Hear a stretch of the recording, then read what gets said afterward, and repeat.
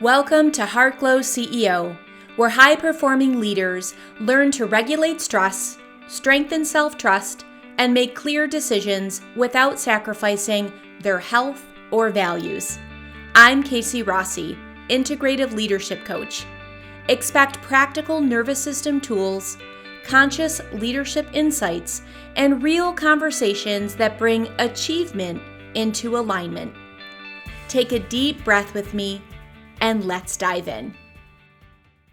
There's something I've been thinking about lately that feels incredibly relevant for the way we live, lead, build, and relate, and that's algorithms.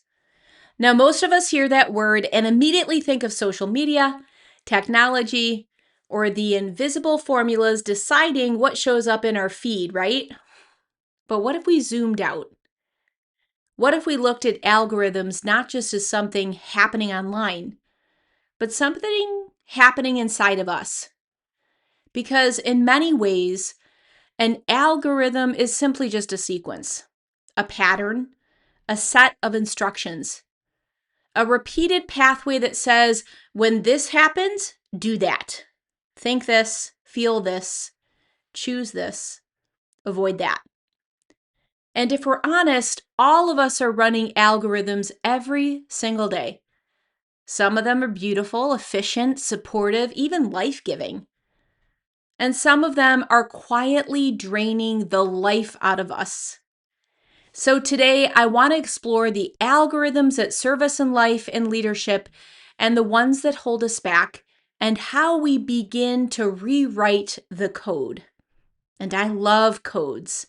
I love everything about codes. And this is a real invitation to become more conscious of what is running so that we can choose what remains. When an algorithm is serving us, it can be powerful. Let's think about business for a moment. There are repeatable principles that often create success. Maybe not overnight, maybe not without nuance, but there are patterns that tend to work. So you find your ikigai, that deeper reason for being, the intersection of what you love, what you're good at, what the world needs, and yes, what the world will pay for. You clarify your value. You define who you're here to serve, right? Your ideal client. You develop your brand, create offers. You build a sales pipeline. You nurture trust, refine your message. You stay visible. You keep going. That's an algorithm. Not in a cold, robotic sense, in a sacred, step-by-step sense. A sequence that creates momentum. And the same is really true on a smaller scale too. Day-to-day leadership has algorithms. How you start your morning, how you prepare for meetings, how you follow up, communicate, regulate your nervous system before a difficult conversation, how you make decisions when there is uncertainty. These are actually all micro algorithms. Maybe your supportive algorithm looks like this. Wake up, get quiet, get clear, review your priorities, do the most important thing first, reach out, create, serve, follow through. One of my very favorites, close loops, and rest. That kind of algorithm rhythm creates a trust in yourself. It builds evidence, it deepens self-respect, it moves things forward. And I think this is important because sometimes people hear words like structure, discipline, or process, and they assume those things are restrictive. But the right algorithm can actually create freedom. You've probably heard discipline equals freedom. And this kind of has that nod to it because it reduces decision fatigue. It also builds consistency. It builds self-trust as well. And it turns good intentions into embodied reality. It helps you move from, I hope this works, to, I know what supports results. Can you feel the difference there? That applies in leadership, it applies in business, and it absolutely applies in relationships, because relationships also run on algorithms. How do you respond when there's tension? Do you lean in or shut down? Do you tell the truth or do you tell a polished version of the truth? Do you ask for what you need or do you hope someone magically senses it?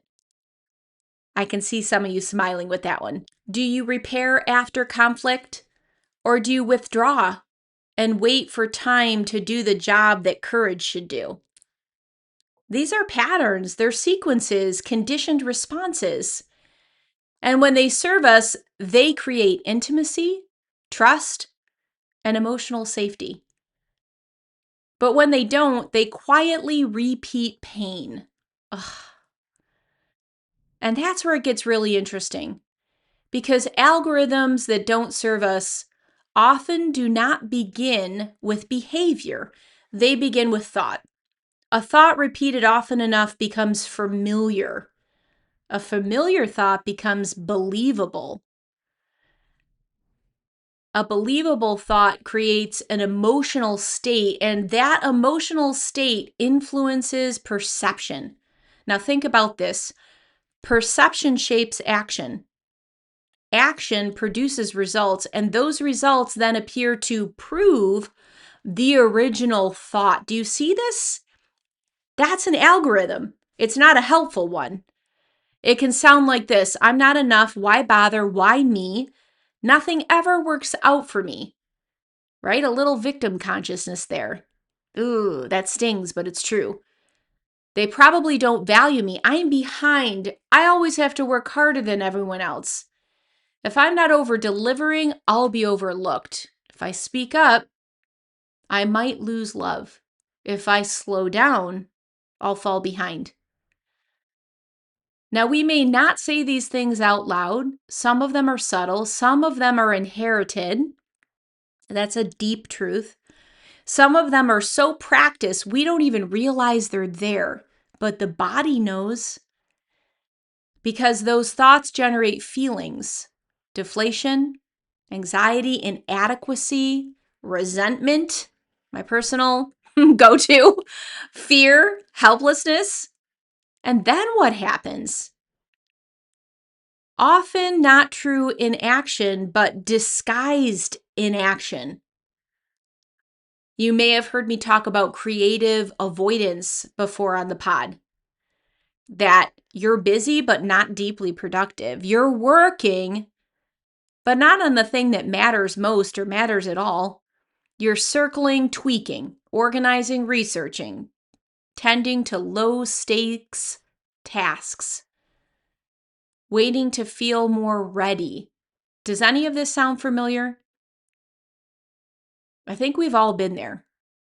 And from the outside, it can look like effort, but underneath it, the algorithm is fear. That's why I believe so much of transformation is not just about better habits. It's about better awareness. Because you cannot sustainably change a pattern that you refuse to name. That's a truth bomb, my friend. And you do not create a new life simply by wanting different results.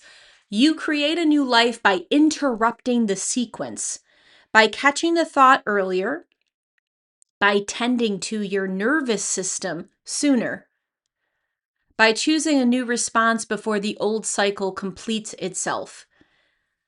I hope you're catching this. I hope you like this. Does it resonate? Because this is where leadership becomes deeply personal. Because leadership is not just about how you manage projects or people. Leadership is how you meet your life. Leadership is how you handle uncertainty, how you hold pressure, how you relate to your own mind, how you speak to yourself when no one is clapping, how you show up when the outcome isn't guaranteed. We talked about this a little bit last week.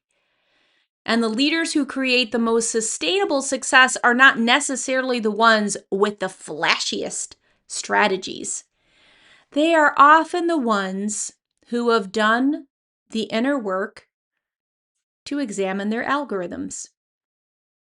They know the patterns that elevate them. They also know the ones that sabotage them. They know that mindset is not fluff, it's foundational. They know that repeated thoughts become lived realities. And I have a person that I follow, and she often says, a belief is a thought that you keep thinking. And she repeats it so many times. A belief is a thought that you keep thinking. A belief is a thought that you keep thinking. And when I first heard that, it was like, oh my God. Wow. I have created my beliefs, and my algorithms run on my beliefs. So this piece about mindset not being fluffy, you know that repeated thoughts becomes your lived reality, right? You know that. You know that choosing differently, even when it feels unfamiliar, is often the doorway to everything you say you want. So if you want to begin shifting this in your own life, here's a simple reflection. Ask yourself, what algorithm am I currently running? When stress hits, what's my sequence? When rejection hits, what's my sequence? When I want more visibility, love, money, peace, intimacy, or impact, what is my sequence? Do I move towards what matters, or do I unconsciously reinforce an old identity? Take time with this and ask yourself, what would a more supportive algorithm look like? It doesn't have to be complicated.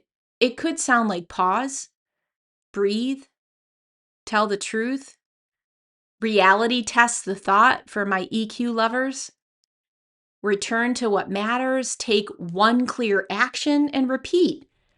Simple, but not always easy. Absolutely powerful, because over time, that becomes your new groove, your new pattern, your new way of being. And that to me is the hope in all of this. This is the identity work that I live for. You are not stuck with the program you inherited. You are not doomed to repeat every thought you think. You are not required to keep running an algorithm that diminishes your leadership, your joy, your voice, and your capacity for love. You get to rewrite your code. Isn't that exciting? You can rewrite the code with awareness and compassion, with courage and repetition. Because yes, we are shaped by what we repeatedly think and do. But that also means that we are transformed by what we repeatedly choose, right? So this is where we're really flipping doom on its head. And in order to have different, we have to do different. Not by performative different, not exhausting different. For my high achievers, this is important for you to hear. But conscious different. The kind of different that aligns your inner world with life, leadership, business, and relationships that you want to create. This is where freedom lives. Oh, take a breath with me here. Breathe right in and out of your heart space here. Take a minute for this to find fertile soil for it to sprout, because this isn't about perfection or control. This is about awareness strong enough to choose again and again and again,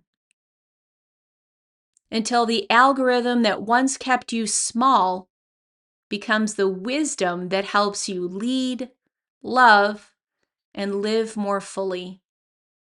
And I don't know about you, but I am here for that. I am here for that.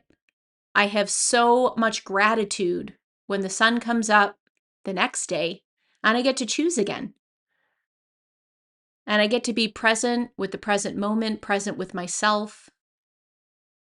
I get to be still enough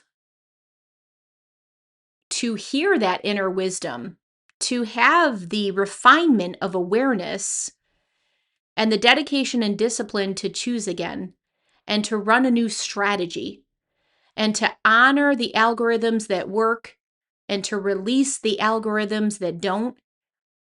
And it becomes a fun little game.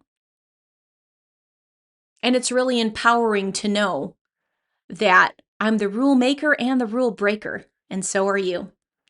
I hope that this landed. If it did, share it with a friend. You can always leave feedback at lovethepodcast.com/brilliance. And until next week, my friend, breathe joy.